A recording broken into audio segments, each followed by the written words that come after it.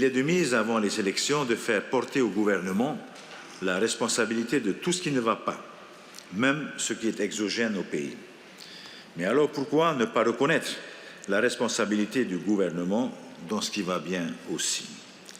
Sans surprise, la campagne pour les territoriales s'est invitée au débat d'orientation budgétaire. Dans la foulée du président Fritsch, les hostilités ont commencé. Tir à boulet rouge du côté de l'opposition. C'est l'Europe de Halloween. Vous parliez de certains qui seraient sortis dans l'obscurité de votre groupe, mais nous sommes plongés dans l'obscurité après vous avoir entendu. Mais surtout après avoir lu ce ROB, avec une stratégie du flou, aucun objectif mesurable, quelques copier-coller sur le dernier ROB de l'année précédente, mais surtout, des pansements qui sont ci et là érigés plutôt que de traiter sur le fond les maux de la société polynésienne. L'opposition ne mâche pas ses mots et pointe du doigt un rapport vide de sens, de volonté ou de propositions concrètes. On a l'habitude maintenant du discours du président, beaucoup d'autosatisfaction, déni de réalité. Il y a, comme l'a dit l'opposition du Tavini, des gadgets qui sont proposés.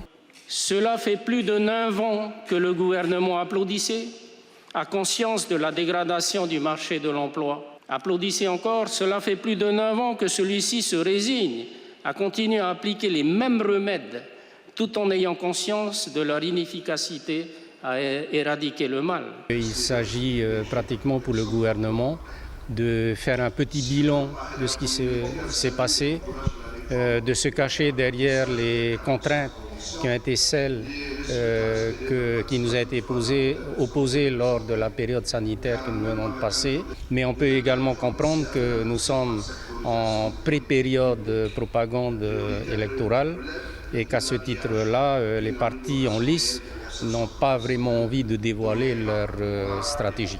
Exonération de charges sociales pour les primes de pouvoir d'achat, baisse de TVA dans le tourisme, remise à niveau du réseau routier ou encore accès au logement. Du côté du pays, on se défend de faire du copier-coller ou de battre campagne. Il s'agit de garder le cap du budget 2022.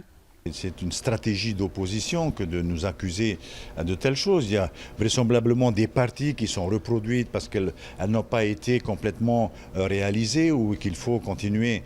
Je l'ai dit dans mon intervention, nous allons continuer ce qui a été fait en 2022. C'est une politique qui fonctionne. L'emploi est au rendez-vous, l'activité économique est au rendez-vous. Donc nous allons continuer dans ce sens-là. On ne va pas réinventer les choses, on va améliorer les outils qui nous permettent aujourd'hui de développer le pays. Continuité donc côté investissement, avec de grands projets qui sont censés arriver à maturité l'année prochaine. Mais 2023 marque aussi une volonté d'amorcer le désendettement de la Polynésie. Avec 116 milliards de francs au 31 décembre 2021, le pays enregistre un taux d'endettement de 72% contre 61% en 2019.